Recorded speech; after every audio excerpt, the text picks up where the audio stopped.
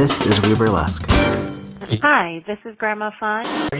This is Veronica Viper. Hey there, this is Hank E. Panky. This is Serafina Walder. Hi, you're listening to WEBurlesque Season 10, and my name is Poundcake.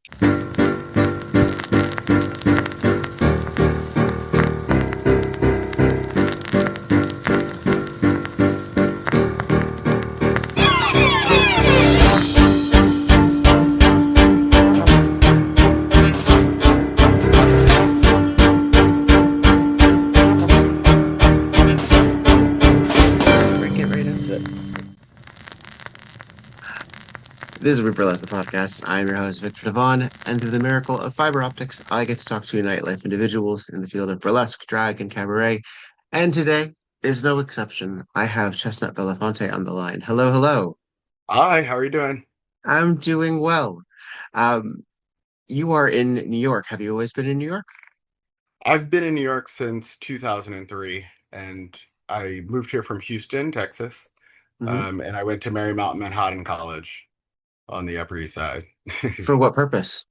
I was an acting major. Ah, Yes. what was the thought? The Great White Way, or A little bit. whatever? Yeah, I mean, originally it was like, let's do plays, let's do some musical theater, and I did some musical theater in college. And then I kind of got to a point where I said, I don't want to maintain a singing voice the way that you have to. And there's like a discipline to it. And I have such high regard for singers and musical theater actors that I stopped and was like, this might not be the path I want to go into. So I started doing a lot of commercial work and print work and stuff when I was younger, right after college. And even in college, I did a couple commercials. Yeah. Yeah. Were these like television commercials? Yeah, so I did a commercial for Pepsi, and I did a commercial for Buffalo Wild Wings, which actually was a collab, and the NFL. It was like all three of them. So I kind of got this kind of cool NFL / Pepsi / Buffalo Wild Wings ad that was kind of cool for everyone to see back at home, because I am from Texas, so the football thing, even though I was never really into it, but it was cool for them. What do you think led you to being so accessible for commercial work? Because that's obviously its own discipline. It does require a certain affability as well as connectivity with, the general public. Do you think you're just very, very charming? I don't know about that. It kind of was a friends would say, hey, there's this audition, and I lived in a room with a lot of actors and dancers, and then we actually got an apartment my second year of college. That was what we did in the morning. We actually used to have the paper backstage, actually from the print backstage castings, and we would look through that so we could make extra money to pay our rent, that like now you look back on and say, Jesus, I was only paying a quarter of what I was now. Well, I mean, let's consider the burlesque equivalent of that. So absolutely. and so it was, and then I was doing some production stuff to make extra money, and people just recommending me to do PA stuff. And I saw, hey, I can kind of do this type of thing.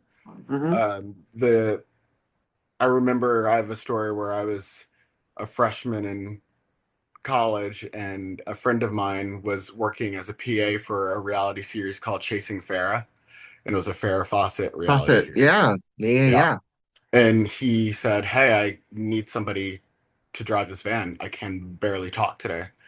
And so I drove this van around. Farrah Fawcett was in it, and some of her colleagues. And that was one of those moments where I felt like, yeah, I was charismatic, and they enjoyed me being there. So I was like, I can be on set.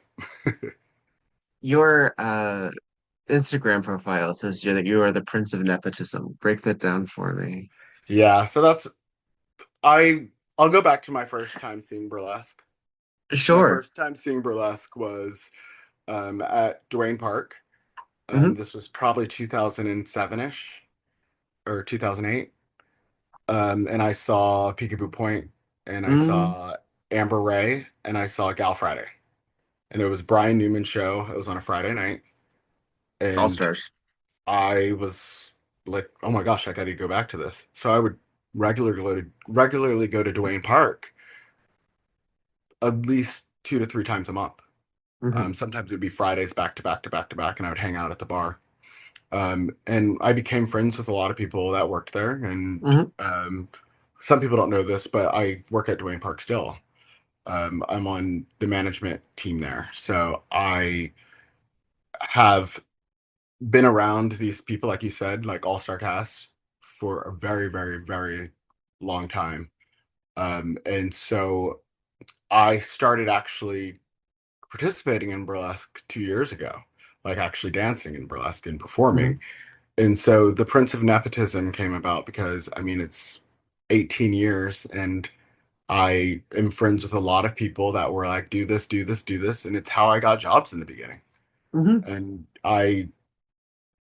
they always laugh and they're like, you shouldn't say that. You're talented. You're an actor. You're a performer. You know what you're doing. But I find it very funny. And my partner, she's also a burlesque performer, Brianna Ashley. So she's I use all of them as my Prince of Nepotism kind of joke.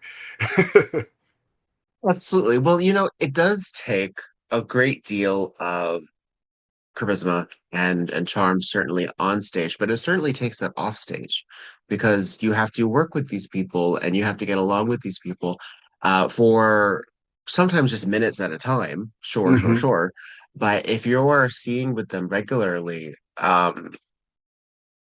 in theory, this business we call show is supposed to still be very quite professional and very and still have structure that allows us to maneuver ethically and capably and with a preponderance of entertaining the masses. But Hmm. we also are human beings. These a lot of times are friends, and the only people that we really see either on a regular basis or that we get to see in particularly vulnerable stages, whether that's undress or at a whatever mindset one gets into when they're in an entertainer mode. It's usually a little bit more vulnerable than Absolutely. whatever facade. So, I mean, really, you just spent a great deal of time breaking down the reasons that you should hang out with these people more. Exactly. And They were I on an also audition the whole time. exactly. And I also I my name came about because my idol is Harry Belafonte. Hmm. I think he was an incredible human being, incredible performer and showman. And so though using the last name Belafonte, I kind of find it funny to say the Prince of Nepotism. And I Invariably, someone thinks because you're related to him. yeah, and I've performed for the family, Oh, the wow. Belafonte family, and they're treat me like family when I'm around them. They're very kind That's very people. nice. They I were actually they were honored. they were the before I even started doing burlesque as a performer, the name Chestnut Belafonte was a joke. That was my burlesque name. You know how people always say, "What would be your burlesque name? What would be your drag name?" And everyone Chestnut Belafonte is how that name came about. And I was Mm. at Bathtub Gin one night, and Boo Bess was hosting, and she was introducing people in the crowd, and she goes, "Oh, and Chestnut Belafonte is here. He hasn't performed yet, but I'll believe it when I see it." And Harry Belafonte's granddaughter was in the audience that night, came over to the table and was like, "I'm a Belafonte," and I was like, "Oh my gosh, that's great!" And then she goes, "No, he's my grandfather." And she was so sweet. We exchanged information. She told me, "You need to start doing it. Just do it." And she was Mm. so positive about it. And they've seen me perform a few times, and I've done a couple private parties for them, which is really amazing. And I told Harry Belafonte's son that my tagline was the Prince of Nepotism, and he jokingly said, "You stole my tagline." Good. That is far better than any cease and desist that one could possibly Exactly, receive. exactly. They're very, very kind, and they love burlesque actually. So Well, it's that's sort of a tradition too. Is like back in the day, someone would be known as like the Marilyn Monroe of burlesque. Someone would be known as, the Hollywood star of burlesque. So Absolutely. there's a grand tradition in Yes, at the very least conjuring uh relatability for sure. in that way. As someone who is involved with a another performer, there are obviously going to be a great deal of shorthand that you can have with that individual because they know a lot of the process. They understand Absolutely. already. I personally am married to a civilian, so but he is dyed in the wool. He understands a He's lot. in it. Yeah. Yeah, he has done his time. As I what is it like to have that as a person as a sounding board who might be able to help you put things in perspective? And what traits do you have either in common or that she's able to provide to you um, that helps as a professional shaman? Well, the best thing is encouragement and like support always. Because Hmm. I do have imposter syndrome all the time. That's just me as a Oh, human being, and we all do, I mhm. guess. But Not some of she, us. Some of yeah, us should. that's true. But there is always this kind of like safety net of like, yeah, what you're doing is great, and she has extremely good taste, so I Mm. don't think It's she would tell. gorgeous. Yes, and an incredible performer, and it's she wouldn't tell me that I was doing something great if I needed to work on something. She's very honest when she's like, that might not be right, or change the song, or she helps me with music. Um, I actually did Tansy's carrot machine recently on Hmm. the day of. I was called in last minute because needed an emergency fill, and me and Brianna actually had talked about an act for a while, and she actually was going to do it for a while, and then she decided not to do it. And then that day, she was like, "Well, you got to do the house tour act, the Sabrina Carpenter song." And I was like, "Are you sure I can do it? You don't want to do it later?" And she's like, "No, do it." So we share music. We share. I use her feather fans. I use her boas. She helps build all my costumes. So it's very helpful. Very nice. Have you had an opportunity to duet, or is that not something that has? We haven't. We have a lot of ideas, but we've never done it actually. And we will. It's coming It'll up. happen. It'll happen. We have some more fun avant-garde ideas, and we have some more classic ideas because Fair we enough. do get, creating a style of burlesque. I'm an actor, so I really feel like I like to take a little bit of everything. I love doing things that feel like classic burlesque, but I'm Mm, also a performance artist.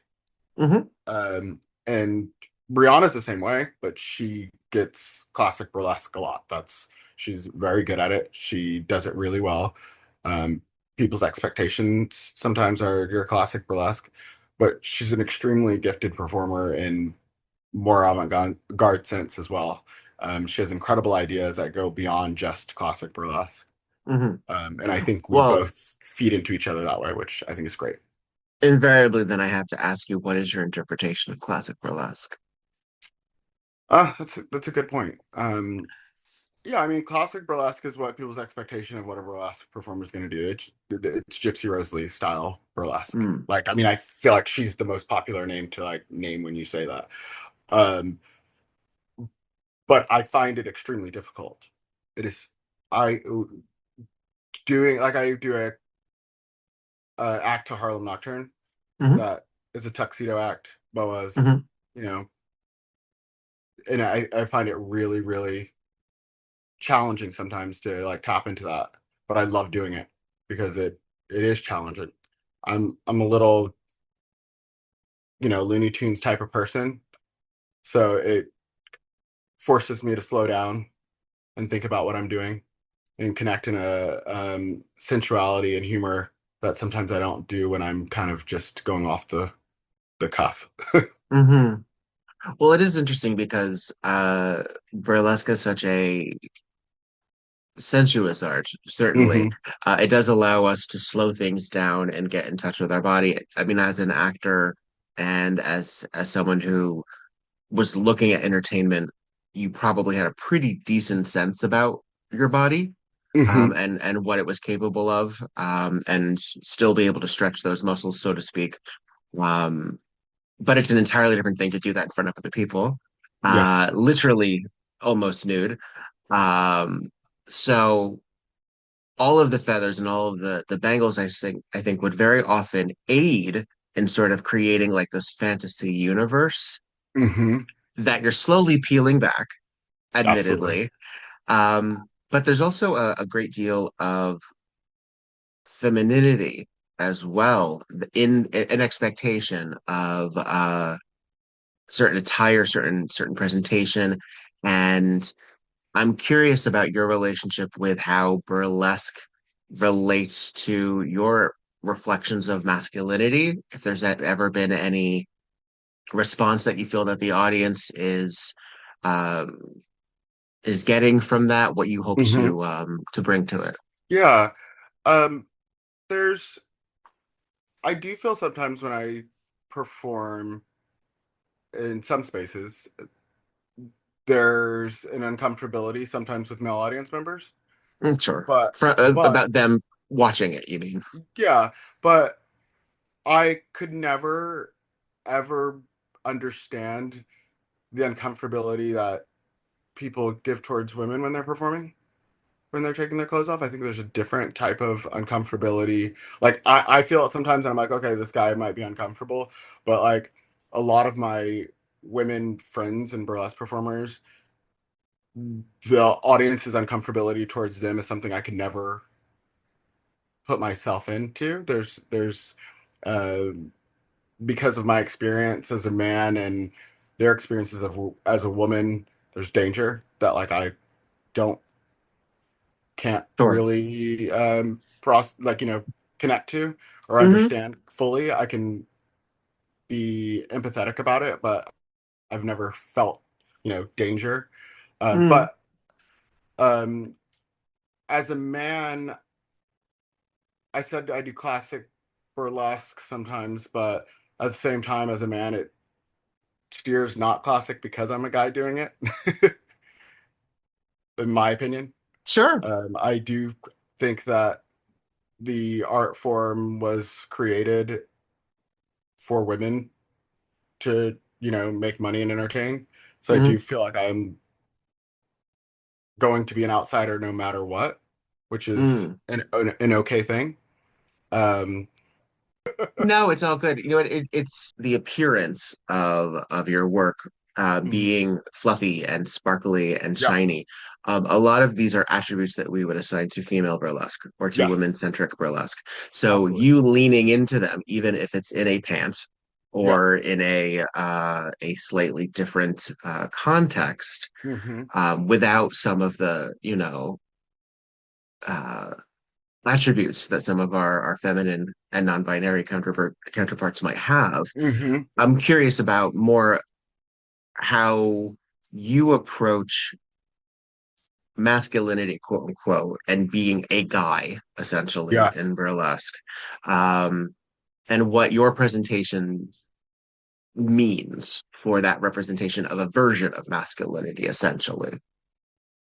Yeah, absolutely. Okay. Now, I think that because I watched mostly women burlesque performers, my like most of my experience as an audience member, what I've connected to was what you're saying, the sparkly, the Mm. fluffy, all those types of things. So I And the connected, movement too. yeah, in the movement, and I've connected to that and understood what they're presenting. So I do try to, I don't want to say I'm imitating, but I am inspired by that. So I think there's humor in the fact that I do that. Hmm. I think that there's um, a I don't know. I find it exciting to see a masculine Yeah. form in feminine clothing and feminine the feathers and the sparkles, and I think it excites people. I think people it's unexpected sometimes as well.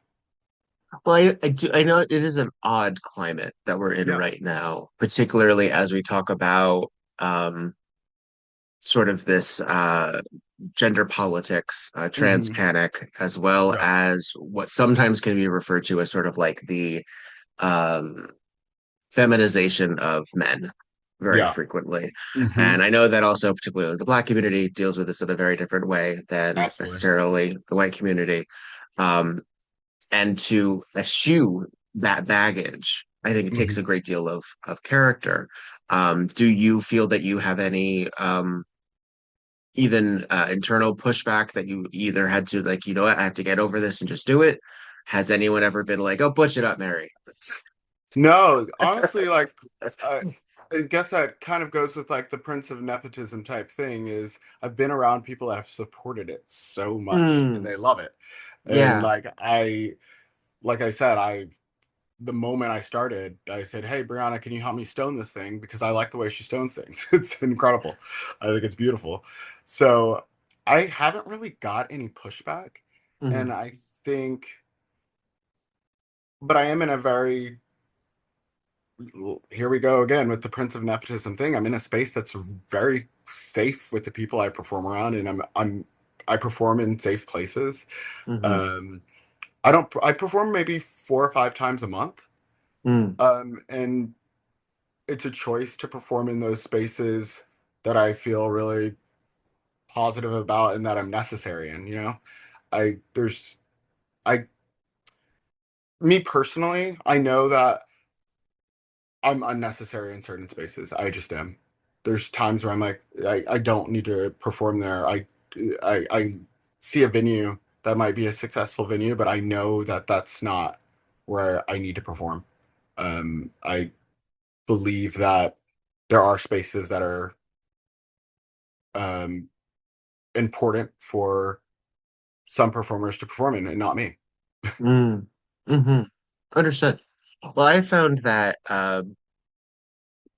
audiences are it's a lot of the vibe is dependent on the culture that the venue imparts. So if Hmm. there is a feeling of safety, a feeling of consent, and a feeling of even if an outsider comes in and tries to fuck up the vibe, there's a safety net or that there's protection, Absolutely. you can feel it. I Yeah. mean, I mean, a lot of us, whether we're queer, whether we're in other marginalized communities, if we walk into a space and we're like, okay, let me just make sure I know where the exit is at all times, we can tell. We can Hmm. usually tell. Yeah.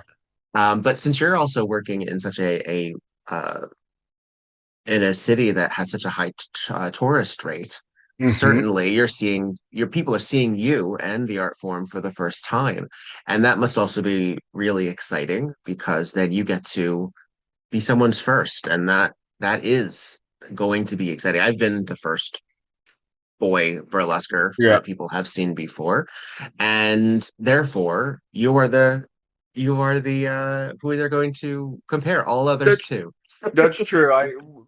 Did Carrot Machine recently, and there was a lot of because Slipper Room gets audience members that are people that aren't from New York or have Hmm. never seen a show before, and there are a few guys there that are like, "We've never seen burlesque before. This is incredible," and I was like, "This is just so there's only 5 of us in this show. Touch. You have Yeah. no idea. There's a lot more out there, and it's all interesting and necessary. But like I said, there's some spaces that are good for certain people. Yeah. Well, and also because burlesque lends itself to an accessibility for of people of different genders, of people of different backgrounds, people of different Yep, disabilities, as well absolutely. as um, what they get out of it. Hmm. I usually boil it down to that there are actors, there are dancers, there are models, and I'm starting to consider that there are constructors. I haven't quite figured out because I had my rule of three for a very long time. And what that meant was basically, it doesn't mean that one is better than the other or that one is more prevalent than the other. Hmm. But really, it's where our core comes from. And you can sort of tell, even act to act, how some of our colleagues approach things on a 5, 6, 7, 8, or on a Uh-huh. let me just model the hell out of my body Hmm. and this wardrobe, sell the Yeah. garment. Um, and then the storytelling devices as Hmm. well. So, I mean, main attraction is I would equate as coming from a dancer discipline, certainly Yeah. capable of doing all of those things. Absolutely. But that's where. her start is. As Mhm. an actor, would you say that that's comparable to your development as well? I actually feel like I come from a storytelling perspective. I Hmm. I try to think about who this person is every single time I do it. When I pick music, I try to think, how does this relate to the person that the audience is about to see? That you're Um, playing for the next five yeah. minutes. So there's this. I don't mind like using my real name. I'm Jonathan, and I do feel like Jonathan plays Chestnut Belafonte when he's performing playing somebody else. I always feel that way. Um, it's still hard for me sometimes when my colleagues who are my friends call me Chestnut. I'm like, what? And I'm used to them calling me by my real name. So there is this. I'm playing a role every time. Hmm. I feel that deeply. Um, Even backstage, sometimes I'm like, you can call me Jonathan because it's what clicks to me.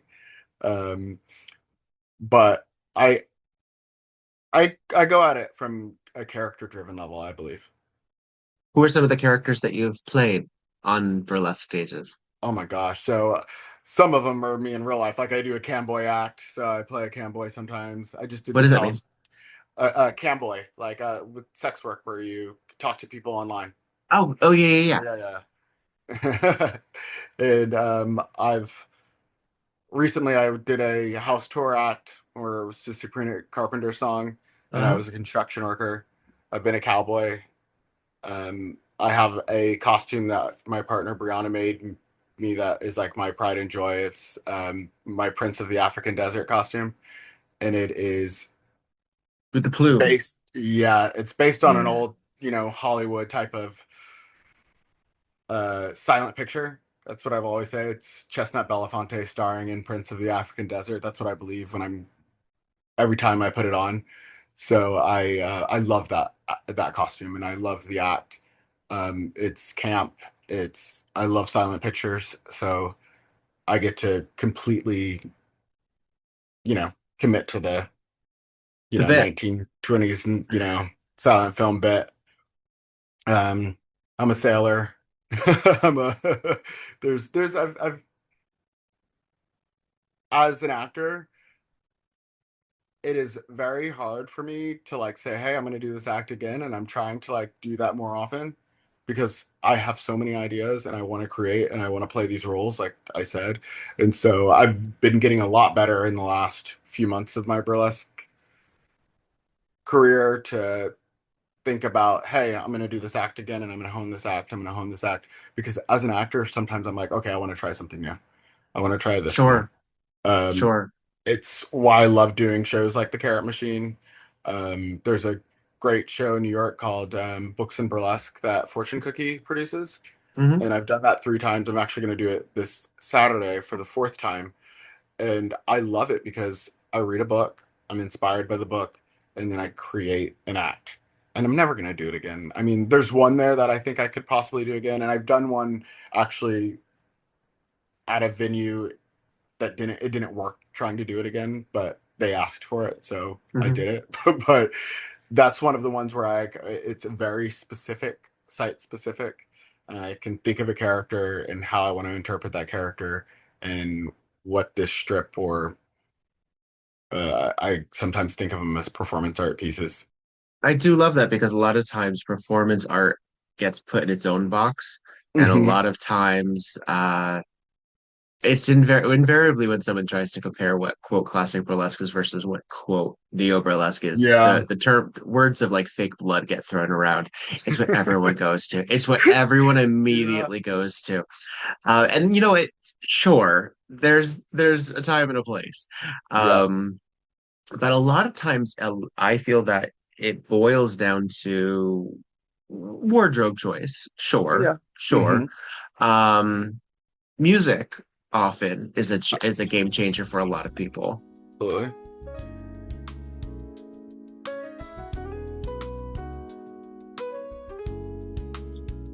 Hey, this is Victor Devon, and I like socks. I've always been very open about my appreciation for the fabric that goes on my feet, and I want you to enjoy them too. Please go to footclothes.com, look at the variety of fabulous novelty socks that do not suck, and indulge. You can get 10% off now with the name Viktor Devon as a promo code. That's VIKTORDEVONNE. Put it all together, no spaces, and enjoy.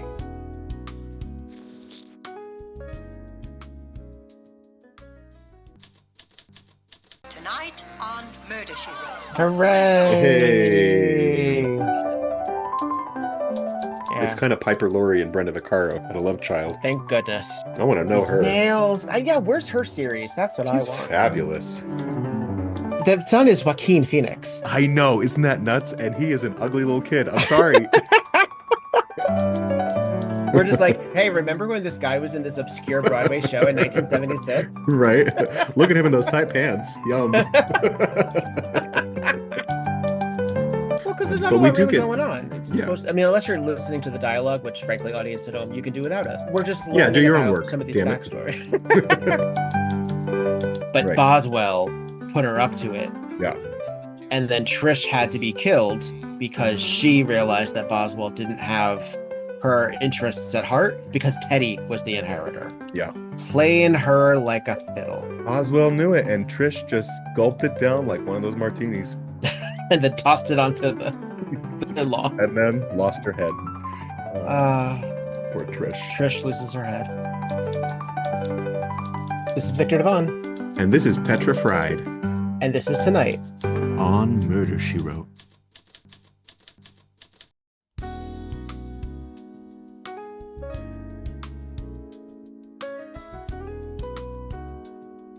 Hang on, I have a cat stuck in my wires here. This is Samuel. He's such a Hi, baby. Samuel. He's such a baby. Hi, It's baby. really sweet. Oh, yes, he is. Wow. And he wants to know why I am talking into the air and not paying attention to him. His stepfather is in the shower right now, so he's probably just looking for attention. So yeah, there's a lot to break down and sort of put ourselves in boxes, certainly. But one of the great pleasures of acting and playing is working around that. So as someone who has been and is presumably still Yeah. an actor, so Yes. are you still gigging? You're still looking Yeah. for Yeah, I'm a working actor, and Yeah. a lot of people have been talking about this recently when in my bios, and I never tell people, but I guess they find things out, which my social medias are connected, like me as Jonathan Burwell and me as Chestnut Belafonte are connected. So people can see. But I work at the Metropolitan Opera as an actor regularly. That's a gig Fabulous. that I've been doing since 2007, I guess. talking about maintaining a voice. Yeah. Well, no, I'm just an actor there, so I don't have to use my voice. Ah. Yeah. So they have Well, you still have to. You still use it in an acting capacity. True. Yeah. But I'm still an actor, and I still work at that. And again, I feel like the burlesque Chestnut Belafonte is another role that I've been playing, and another reason why I started doing it was because I have such close people in my life that do it, and there is this curiosity to see how that felt, and I enjoyed it. I felt good. Yeah, exactly. I enjoyed it so much watching it. I had to. There's something in it where it's like I want to figure out how I could do this and what it would be like if and I was like, maybe I'm going to do it for a year, But then when you start investing in the costumes start getting made and the ideas start rolling, you're like, you've got to keep doing this. I mean, my partner, after we made the Prince costume I was telling you about, the African Prince costume, she's like, yeah, you have to keep doing it. Because it's movie quality costume. It's gorgeous. Are you very stoic or dramatic or goofy? How would you present yourself? How do you think that the Chestnut Belafonte vibe is on stage? I think Chestnut Belafonte is very serious until the audience understand that I am not serious. I play stuff very serious, and then hopefully they can. I've had good luck in that people realize that I'm a clown, um, a serious clown. There's some of the stuff I do for books and burlesque, for example. I am very serious about that work because it is based on work that I'm interpreting from Mhm. somebody else's work. So I take that stuff very serious. And I feel like I've been successful at that. But when I'm ready to gig and somebody hires me, I hope that they're hiring me because they know that I'm playing serious and deadpan, but I'm not really. I'm a clown, and I hope people find it funny and fascinating on a level that's not just they think that I think I'm sexy, because that's not the Sure, case. sure. Well, I mean, sometimes that is what makes someone sexy. Sometimes that certainly does help. That certainly does help. Yeah. Um, and a lot of burlesque is sort of that tug and that pull and tug of yes, you may. Oh, I'm such a I'm aloof. Yeah. I'm so untouchable. And yet there's Yeah. this level of because it is ridiculous. It's such a beautiful ridiculous, I know. but That's it's camp, it's heightened, it's self-aware, it's all of these things. And particularly as the world is crumbling around us. hmm And this is not a new development. I don't want anyone to think that that I mean, so for some people they're just catching on. But since we've always been in states of civil and political and social unrest, uh, we as entertainers obviously have that opportunity to sort of like in here, life is beautiful. You know, yeah, that sort of exactly. mentality. What is it like being a New Yorker, knowing particularly that much of the rest of the country is really obsessed with your mayor right now, um, and waiting for any cracks, like just dying for that, which Absolutely. is so fucked up. What is it like being an entertainer and having those moments of either escapism or commiseration with an audience to say, let's just have this bowl of fun soup. Yeah. There it is really beautiful when you have those moments, especially when you're in spaces with a cast that all is like ready to play and all Hmm. is really positive and all want that same thing. Hmm. It's a I find it so important to drop egos when you go into a space to perform in front of people, Hmm. because you are trying to give those people and it I because I don't necessarily want to say it's a complete escape, because I do find it necessary for performers to, um tell tell it like it is, what's going on in the world. But I Hmm. also do think there is a beauty in nights where it's a good time, like where people Yeah. feel a relief and they can say, "Wow, that was um, unique Hmm. and unrelated to." I mean, we're in complete crisis right now in the world, unfortunately. Um, I saw a play last night that had four burlesquers that I know. Tansy was in it, Tigger was in it, Daddy Ho was in it, and Queerly were in it. Hmm. And it was a play called This Is Real, Hmm. and they gave humor, and but they also gave a reflection of what's going on in the world, um, that I found really powerful. I It didn't feel pushed. It felt really authentic to what's going on now, even though it is a um, you know avant-garde piece, but I connected to it in a way that I felt was necessary right now. And while watching it, I thought, yeah, this is why they got burlesquers to do that. Burlesquers that are also actors, but Yeah. it was important that they were in it because they were showing something, reflecting what's going on in the world, but at the same time giving us some entertainment and a moment to be in a space and feel Hmm. something, which I love. That's one of the things I love most about being in a. It's like you have a mini company of people, even when you're just doing a show like that's, a one and done. Hmm. And like when the intention is all kind of the same, the show's always so much better. Well, and again, we're all coming from different self-expectations as well about what Hmm. we want to accomplish on stage. And I Yeah. feel that generally speaking, because we all know the world's on fire, Yeah. it's okay to acknowledge it. I mean, I do it on the pod all the time because I Hmm. still feel that pressure to couch. I can't. I'm working on it. I'm working on it because I feel on occasion that it sounds like a pre-apology Hmm. for worrying about dumb shit. Like I feel like, which it's not, which I don't think it is, but Yeah. Yeah.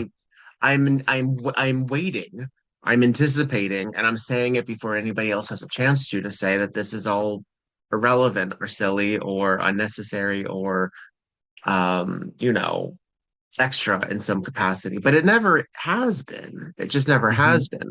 I think we learned a lot during the pandemic that people really leaned hard into entertainment at home, admittedly, but at home to get through it. I mean, it was like Netflix saw record numbers, a bunch of other Absolutely. streaming companies changed their platforms to accommodate that sort of binge watch mentality, Yes. and to avoid it as well because they didn't want spoilers or things like that.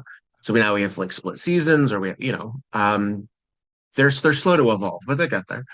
Um, and yet, as soon as that was, we'll say, over, um, when the actors union strikes happened, suddenly Hmm. a lot of folks, I shouldn't say everyone, I'm hyperbolic, a lot of folks were saying, what are they complaining about? Like, but Yeah. you just said how important this was. Exactly.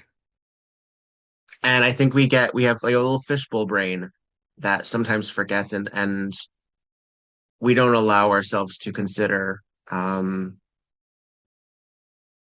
that it is necessary because then we'll sound, like pretentious people or self-involved or, Yeah. yeah. And of course, the more margins that people exist in, the more entitled that person is going to be perceived. Yeah, that is how the world paints it.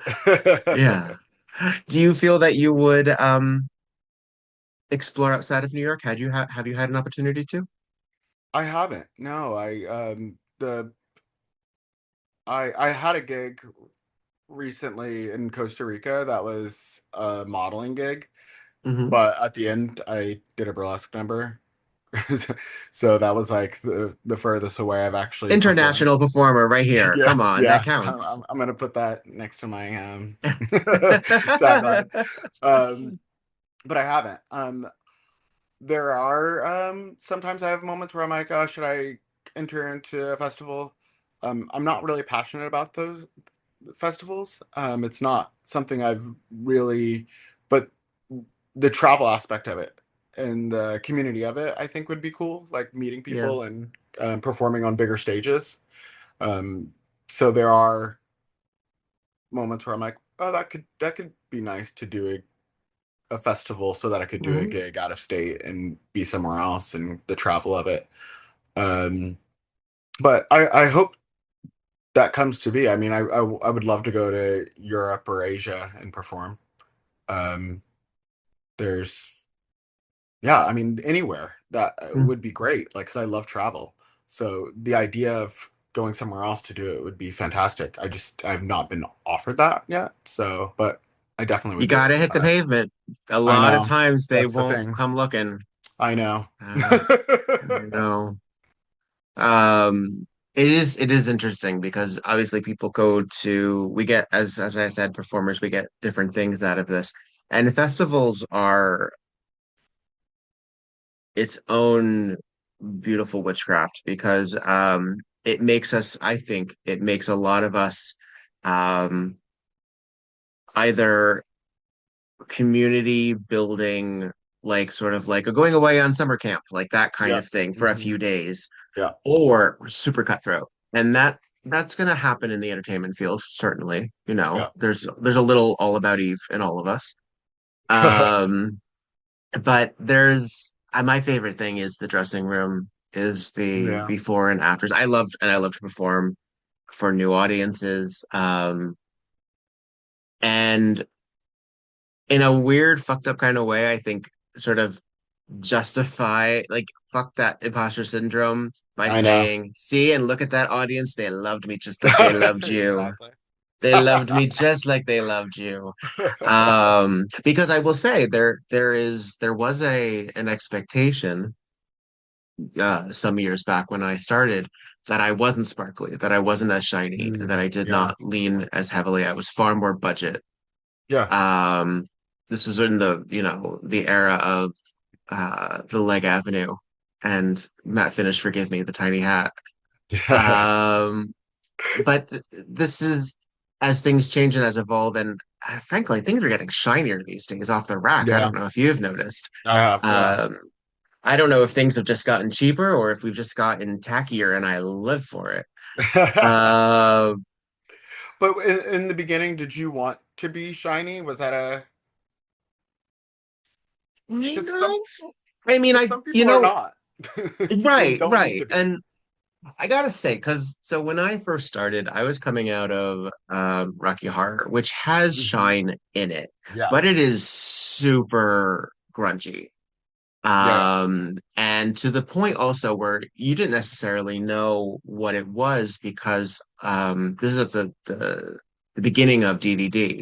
So for a lot of Hmm. folks, people thought things were different colors than they ended up being.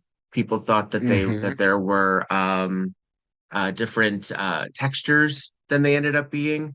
So the Shadowcast world was minds were blown, and everyone was changing a lot of stuff when they realized what we were really looking at. And then also once Fox got better on board, uh, and more promotional stuff started coming out, we were able to see more context. But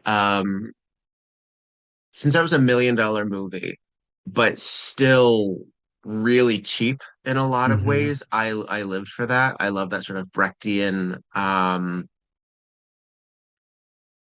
sort of deconstructed, reconstructed commedia dell'arte sort of let's put on a show kind of Yeah. Yeah. thing. Yeah. That always really, really vibed with me. And since steampunk was starting around that time too, that was more extravagant, certainly. Um, but it was fantasy and it was ridiculous, and it was still very DIY because you couldn't get it at Spirit of Halloween. So there was still a sort of cosplay attribute about it, where it's like, look what I was able to put together, look what I was Yeah. able to Yeah. make. Yeah. Hmm. And as an actor, where that's my discipline as well, but not a successful one by any means. I don't have the discipline to hit the pavement. I really don't. But I began in community theater as a young person. Hmm. Was worried I was too faggy for the stage because everyone would know, so I stopped for a Hmm. while. I was able to then use that. I was able to then implement it in my presentation. So I was always much more concerned about my face, my articulation, and the song choices than I was Yeah. necessarily worried about bling, as it were. Yeah. Yeah. Um, and it wasn't necessarily that I thought I was, quote, better or more authentic or, whatever. It was, I didn't have any mentors growing up. Yeah. I had pop stars and rock and movies to look at, but I didn't have like a parent, like a drag parent or Hmm. or even a lot of a regional experience. I didn't know people who lived 15 20 minutes from me. Yeah. And part of that was because New Jersey Burlesque was largely um, relegated to Newark, which had a regular gig at Hell's Kitchen Lounge, which I'm not even sure if that still exists, frankly. And then this fabulous place in Dunella, New Jersey. Who the hell has ever heard of Dunella, New Jersey? Yeah. Um, and it was I helped, and I'll take credit for it because enough time has gone by where I feel like I can say, well, no, I can point to it before and after. I helped sort of recreate a generation of burlesquers through Got it. White Yeah. Elephant and all of Hmm. that. I didn't know what I was doing at the time, and I won't necessarily say that I did it for some grand gesture. I was just trying to do shit. Yeah. I was leaving Rocky Horror and I just got broken up with. What else was I supposed to do? Yeah. Um, so I mean, I think what I was really accomplishing, but then again, if I had the dollars in the bank, who's to Yeah. say? Yeah. Who's to say?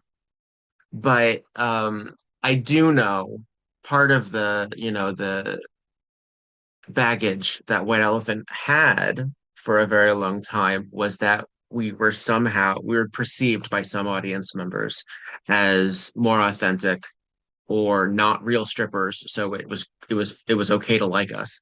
That kind of Got it. Yeah. stupid shit. Um and I felt a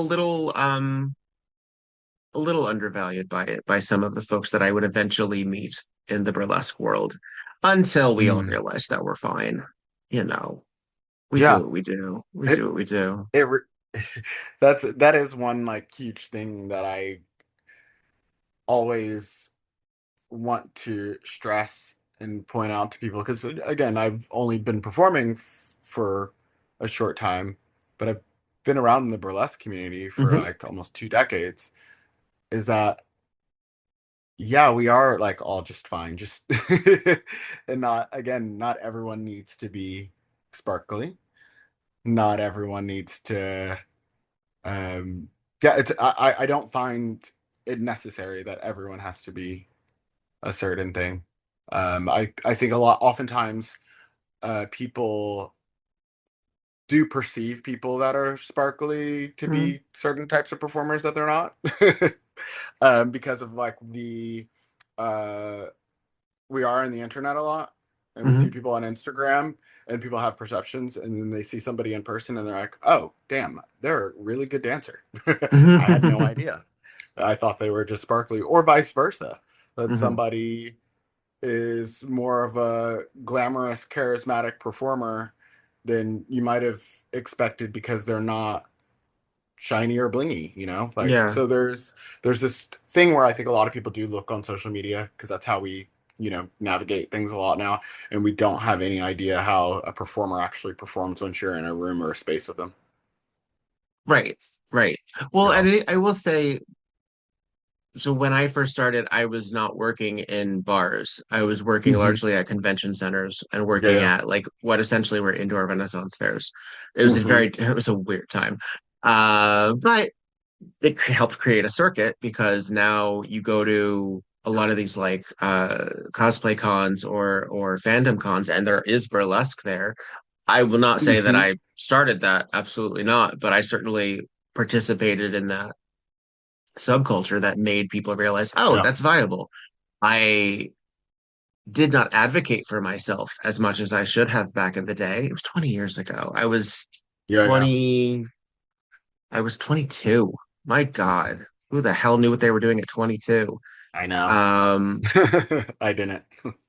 and I mean, I have to say, I mean, made it out pretty unscathed, all things considered.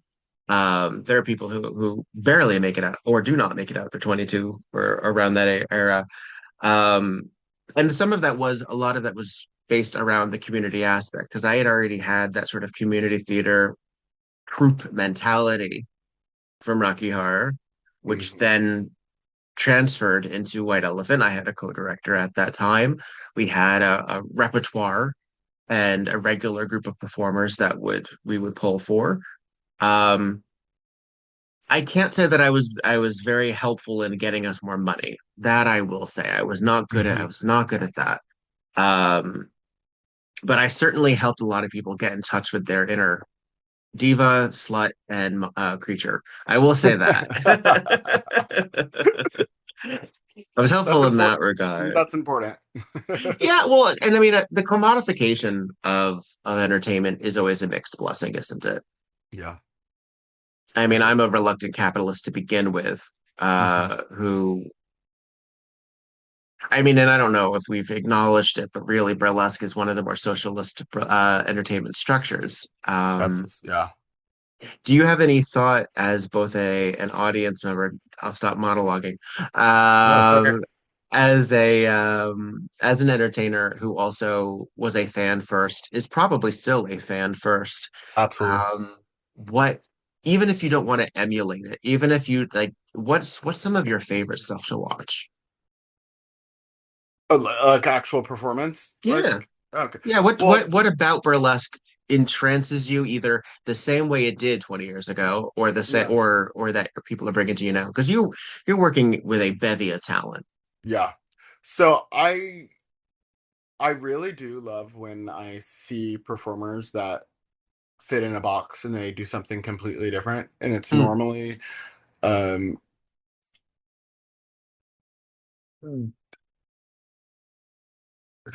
I see a lot of people doing striptease, and then I will see them like if you like use Dwayne Park as an example. I'll see somebody perform with a live band and do pretty much classic striptease and be at the highest level of that. And then you can go watch them at the Slipper Room do something so bizarre and so fascinating. Peekaboo Point is a perfect example of somebody that does that on a regular basis, and she does it extremely well. Um, there's La Pearls Daly is another person that I really, a dear friend of mine. Pearls. Oh, I adore, Yeah, adore. she kills it on both ends of it. Like, Yeah. um, Also, I one of the most professional minded yeah, people just absolutely. knows the business of Yeah. burlesque in addition to just allowing herself to have fun. Yeah. Yeah, She's been a very, very kind cheerleader and friend in my life for that's I mean fair. like 15 years. Mm. And then I I bring up a performance that really kind of took my breath away one night was Jenny Sequa does this Liberace act at the Slipper Room. And she did it at Tansy's Carrot Machine, which I think is one of the most fascinating shows in New York, actually, because you have to come up with two new acts on the day. Or Mm. not, you get a month to prepare, but it's two They're new acts that fresh. no one's ever seen them before. But Jenny Sequad did one of the most incredible Liberace acts that, like, I don't even need to see it ever. I want to see it again because it's so amazing, but I don't need to see it again because that night was so. I was what? It was so weird, so fascinating, so beautiful. The costume was gorgeous. Everything about it was like what I was like, this is why I love watching burlesque. And I mean, I see people like Tiger Bay perform, and they're one of the great oddballs in New York City, and Absolutely. they're kind and they are thoughtful, and it shows up in their work. Um, so those type of as an audience member, the people that do stuff like that really, I mean, it's incredible. And not to, you know, toot my partner's horn, but I will. Uh, Please. she did this incredible act at Carrot Machine recently, um, called Your Favorite Neighbor, and she did her whole strip behind blinds. The blinds were set up. It Oh, is I saw, I think Rex Halligan posted a Yeah, story of it. yeah. Yes, Rex was there that night. yes. It's one of the best burlesque numbers I've seen in so long, and everyone like, and that's not even if I had just gone as an audience member, I'd have been like, oh my god, this is so innovative, um, and like I can't speak highly enough of it because it was really, really, really I did good. not realize that was your partner. Fabulous. Yes, yeah, Yeah, it yeah, looked really cool. It looked really yeah. cool. It was unreal. So those types of things when people surprise me, that's why I said before I have to. I've been trying to do acts again because I am so pumped on people doing something for the first time, and so it makes me want to like kind of put myself out there. It's like this Yeah. drug. Let me do it again, but do something different. Um, I love to improv, and I love to surprise myself. I'm a nervous performer. I always have nerves backstage. So those nerves sometimes translate to something organic when I don't completely know what direction I'm going in. And I kind of like thrive on that, even though it makes me feel sick to my stomach every time I have to do that. But I really do love new stuff. I love seeing something where I'm like, whoa, like this is great. But then there's performers that I've seen do acts multiple times. You were talking about the main attraction before. Oh yeah. And I've seen Maine do stuff over and over again, but she's so connected to the work that it's always different. It's like she's out of this world when she performs. It's like you don't see anything like that. It's really special. So the people that are free. Freedom is really, really important to me on stage, and that's, as an audience member, I love freedom and want to emulate that. That's something I want to emulate.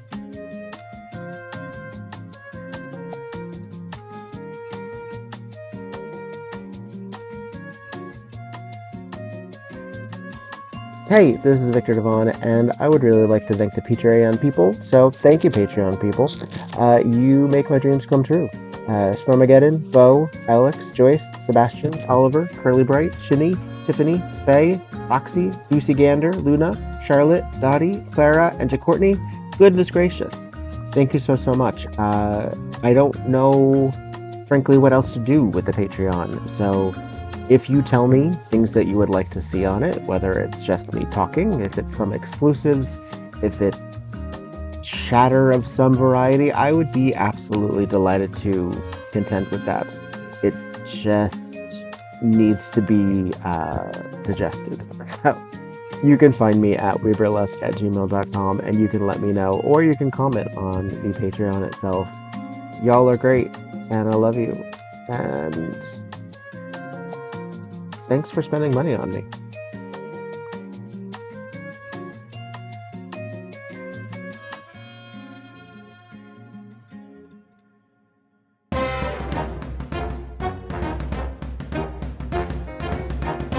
Hello, kitty cats, and welcome to Tales and Tassels, the show where you pounce into the lives of burlesque and nightlife performers, their craft, their cats, and how the two worlds intertwine. I'm your host, Gemma Smith. By day, I'm a manager at a kitten nursery, and by night, I host the Cat Beret, New York City's cat-themed variety show. This podcast is for cat-loving creatives. Whether you're twirling your tassels on stage, chasing your next big idea, or just trying to keep your cat off your keyboard. Season 1 is streaming now, with interviews, solo episodes, and bonus chats with feline experts. And Season 2 will be back this October with even more. I'm truly passionate about growing a community of curious, creative, and cat-loving humans. New episodes drop every other Thursday. Be sure to subscribe, follow us on Instagram at Tales and Tassels Pod, and send in your stories or questions to talesandtasselspod@gmail.com. You might just hear them in a future episode. Thanks for listening. I'm so glad you're here. Take care, and until next time, kitty cats.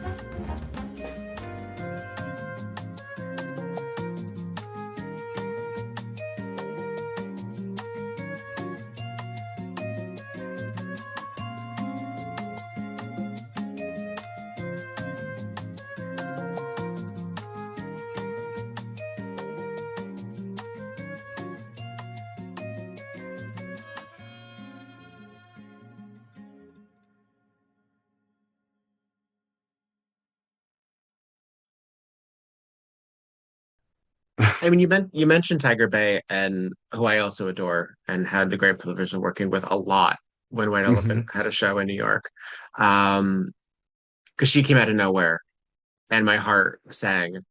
And another one who is fairly shy. I don't know if she would mind me saying Yes, that, but very much. she is quiet Yes. and not gregarious in any fashion. However, her stage work is so generous Yes. that it is the audience is ready to receive it because Hmm. you can tell that kindness, you can tell that kind of spirit behind the work, even if you were to meet her back off stage and thank her, she would get a little shy. She would get a Yes. little, turtle Exactly. shell. And there are others where, they feel that burlesque gives them the ability to sort of be the bitch, be the asshole, Yeah. uh, and that can be a lot to It is. swallow. It is a lot. Yeah. And I think there is a distinctive difference between swagger and rudeness. Yeah, Um, absolutely. and gentlemen in burlesque, a lot of the deconstruction of what we're doing on stage because we are immediately seen in male bodies, whether or not all of us identify in that Hmm. direction. We're viewed by the audience, um, by our wardrobe choices, by the cues that we've given them, unless we've completely thrown them off. Like Yeah. some of us are really excellent at doing that as well.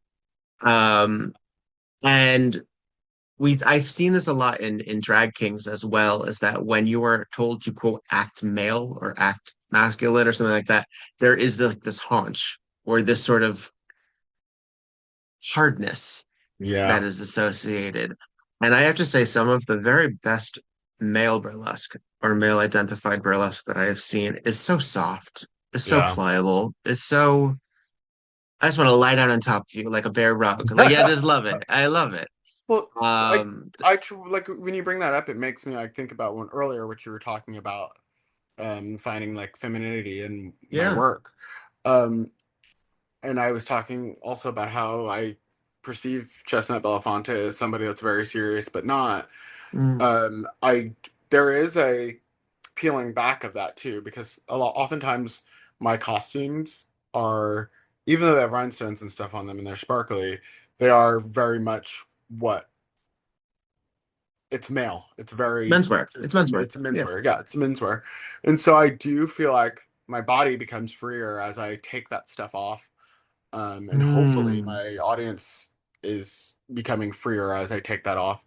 Um, like men don't have to wear pasties or tassels, but I find them, there's a beauty in them and there's a femininity in them. So Mhm. when they come out, I think that there is something about that too. So there is this peeling off, like the suit, the tie.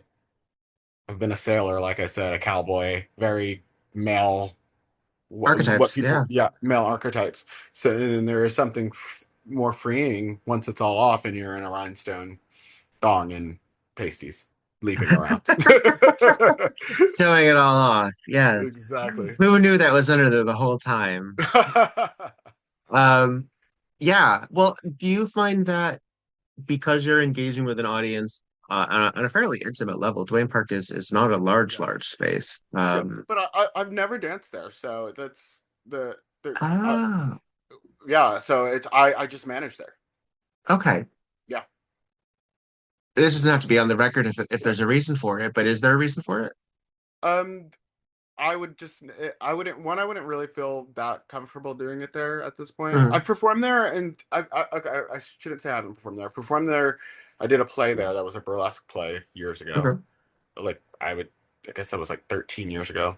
And then I did New York Nutcracker with Pearls Daily, in there because she used the space to do it. Mhm. But we only really do have male identifying performers as aerialists there. We don't have male burlesque performers there. Mhm.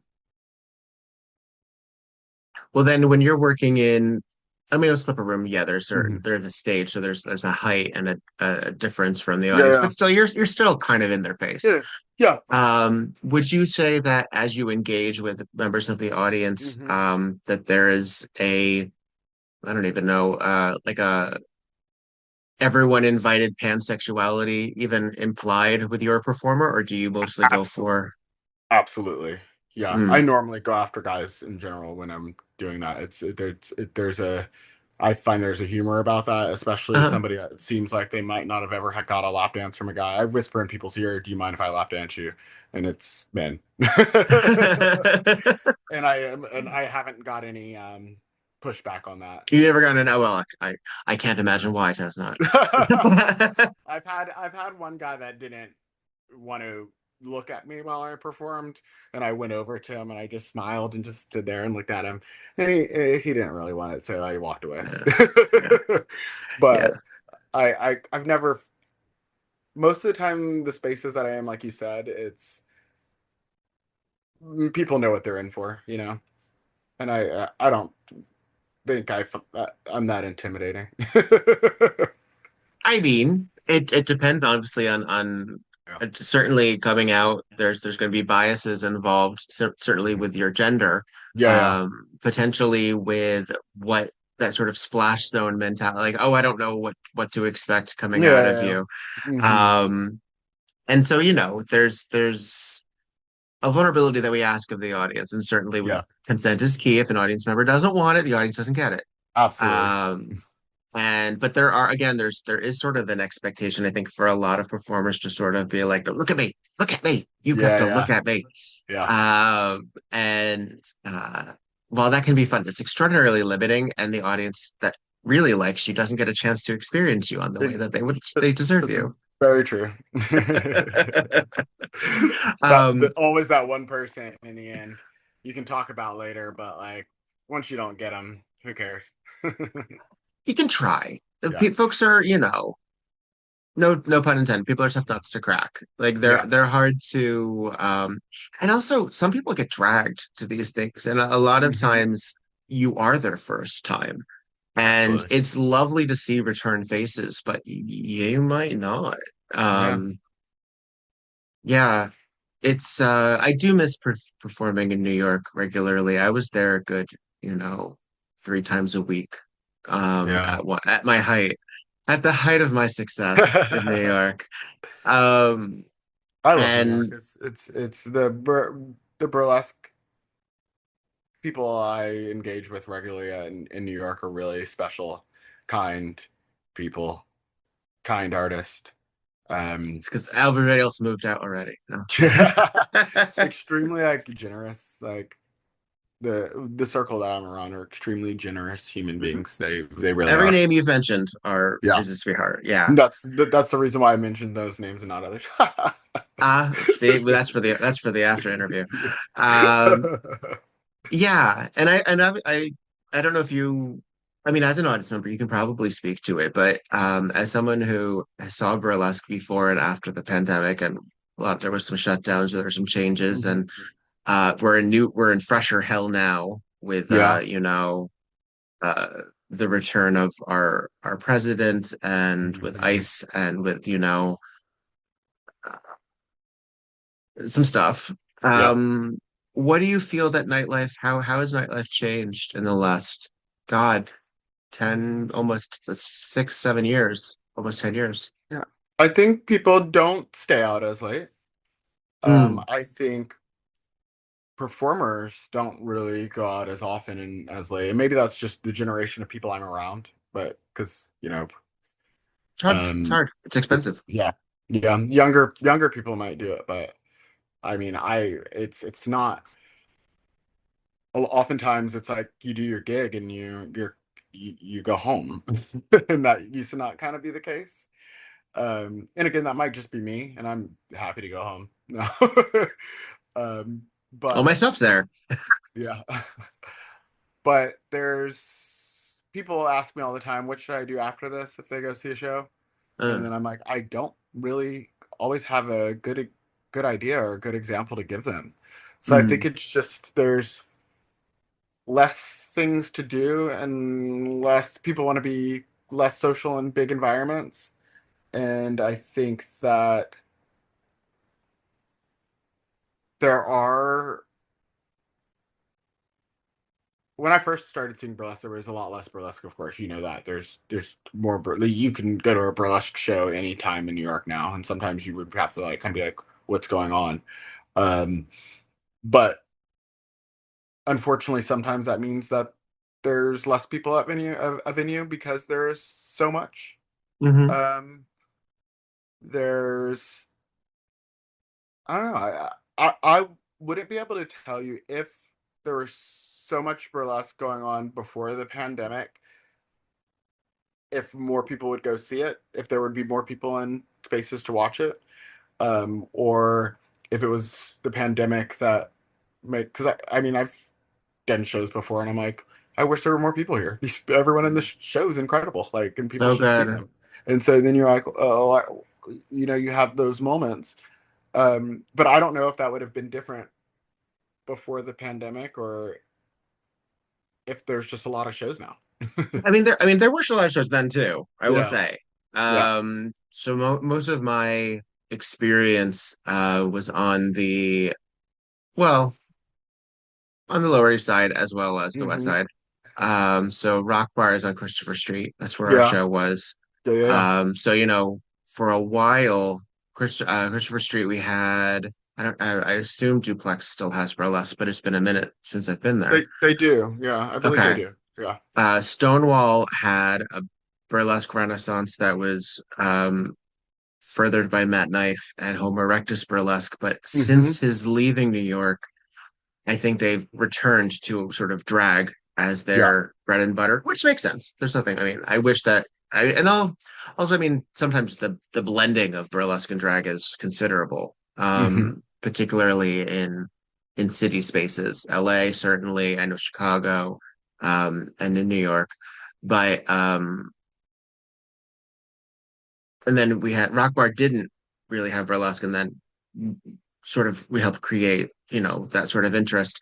But Rock Bar was always an interesting thing because you kind of had to know it was there to get Hmm. there.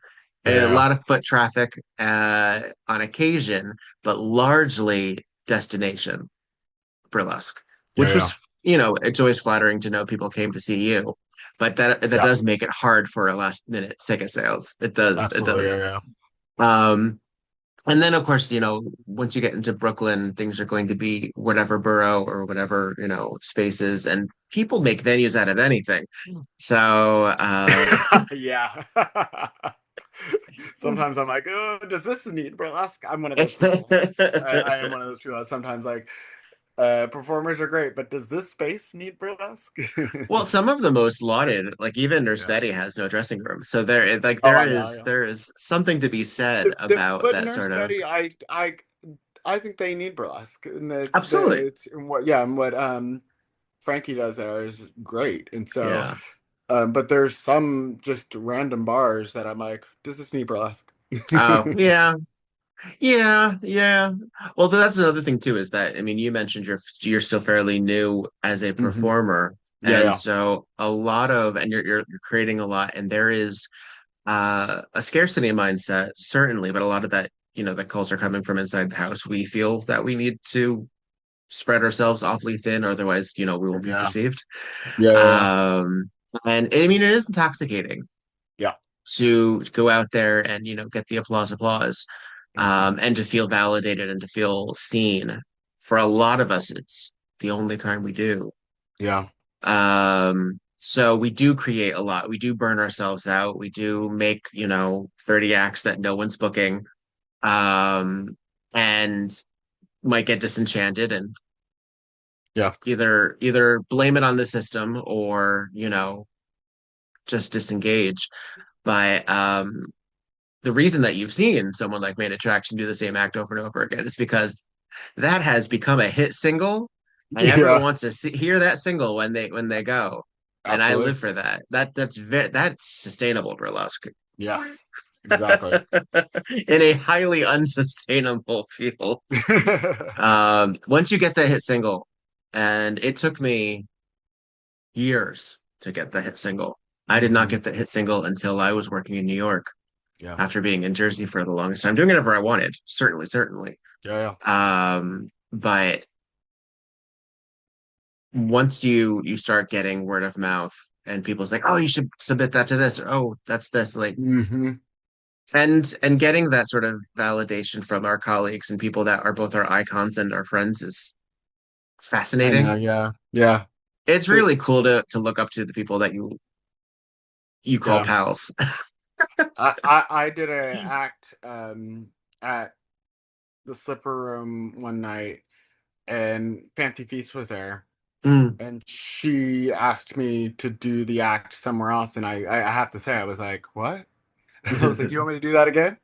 And Uh-huh. so that there is that moment where you get something connected with people, and you're like, oh, it's great. And then I did it again at stage time, if at Slipper Room again, Okay. and so there's some acts that you think you might only do once or twice, people ask you to do again, and it feels really nice. Yeah. Yeah. A lot of one-offs Yeah, become hits yeah, as I've discovered. And not only that, but help facilitate because then I've booked it or then I yeah. have hopefully encouraged them to, get it seen elsewhere. And I think a lot of times it's that I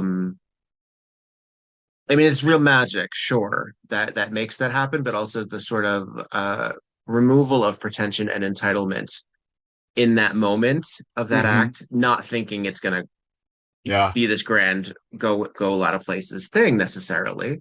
Hmm. Um, and so I guess maybe it's that artifice is removed ever so slightly, and because it's something that we really wanted to do, that Yeah, authenticity is added to it. So yeah, I think that's absolutely. I think that's a fair process for anybody. Yeah. I thank you for being so generous with your time and just barely, scratching the surface Of course. of getting to know you. Um, what do you hope to see more of in your entertainment career as you move forward? What would you like to accomplish? Or don't you look that far? Um, I mean, very far out. I really believe in this. I'm gonna write about all this because I do want to write something in the perspective of somebody that watched it for so long and Hmm. then worked in spaces that I used to watch it at, and Hmm. kind of understand the perspective that way. Because again, there was a reason why I wanted to do this. Or part of the reason why I wanted to do it was because I wanted to understand what my friends were doing, We're and spending how all their they, time and money on. yeah, and how they were doing it. So I one day I'm gonna start writing some of this stuff down because I think it's Interesting. important. I like writing. So in actually the pandemic was harmful in my writing process. Same. I was a lot better prior to It's that being sort of locked in the house. bed rotting situation. Yeah. And so I I I think I should write about burlesque. I also, as we were talking before, you asked if I'd been other places, but I would like to go to other countries and do it. I would love uh, to go to some Asian countries, perform burlesque. Um, I'd love to. Yeah, there's places I want to go and actually like Yeah. perform in front of audiences. Even in other cities in the Yeah, States, there are, I mean, yeah, people would, yeah. I'm sure, would eat you up with a spoon. All right. Well, So, maybe I have to, like, yeah, like you said, they don't know me until I knock on the door. yes. Well, and that's the other thing too, is you already have this great baseline of references. So, Yeah, yeah. so you're, I I'm very grateful, and like I don't take it lightly that I was around a lot of people that are very kind and kind of taught me by doing, mm, um, and respecting me doing it, even though they could have been like, "Why is he doing this now?" Because I mean, I'm yeah, it's everyone's been really kind, so I really appreciate that. well, then you definitely have to get out there because you Yeah. don't, you don't know what it's like. I'm kidding, I'm kidding, I'm kidding. Kindness. What Uh, are you talking about? well, no, But I I also mean, surround it's, myself with people that are kind, and I've you're had a a working actor, yeah, you know exactly. already what everyone is.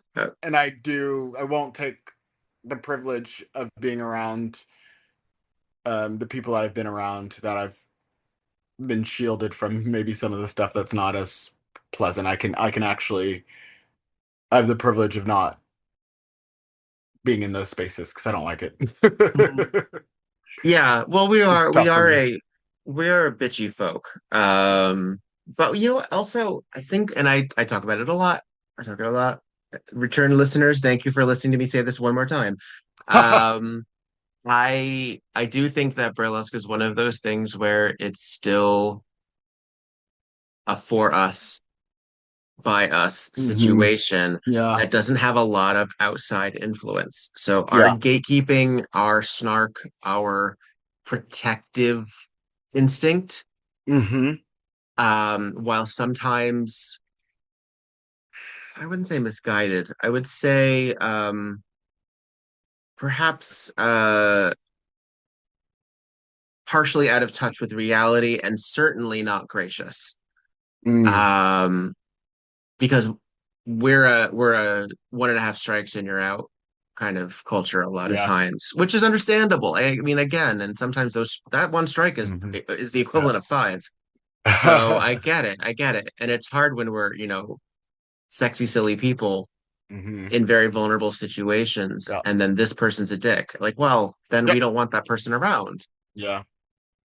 Yeah. Um, so then you get into like other ethics, or you get into other like um, just professionalism.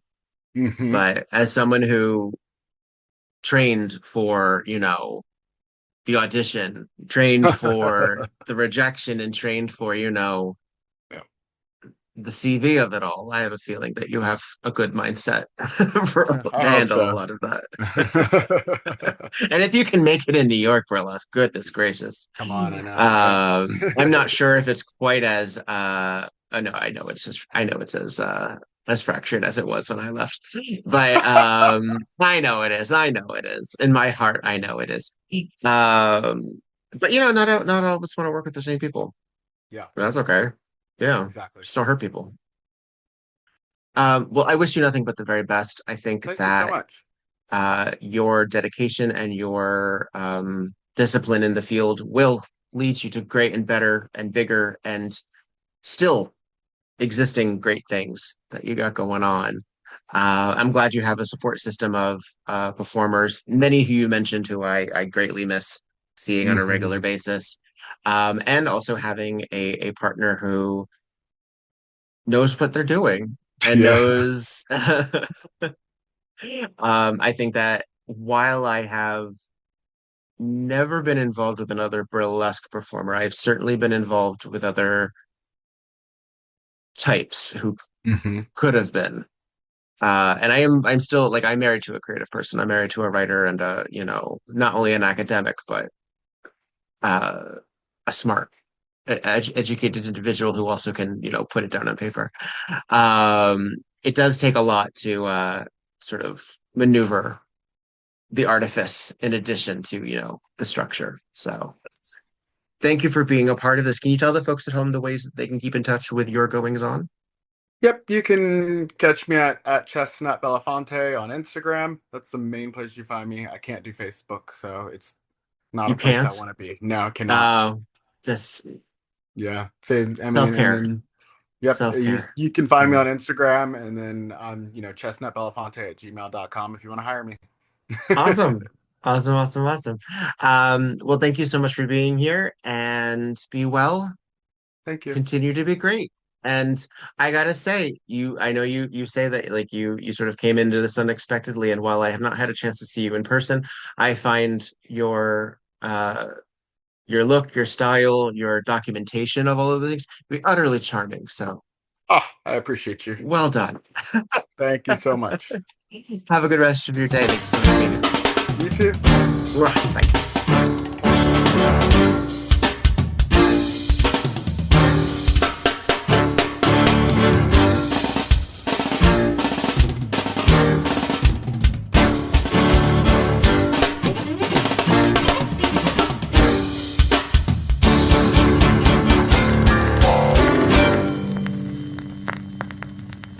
WEBurlesque the podcast, created, developed, and edited by Viktor Devon.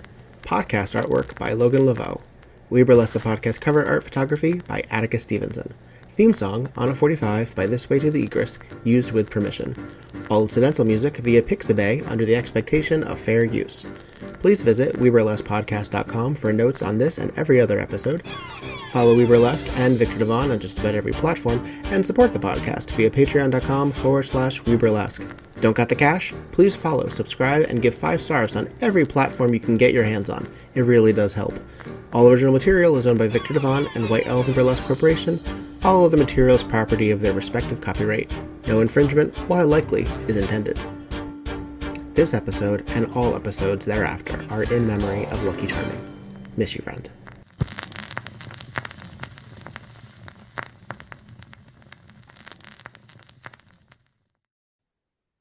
And that's it. Woohoo!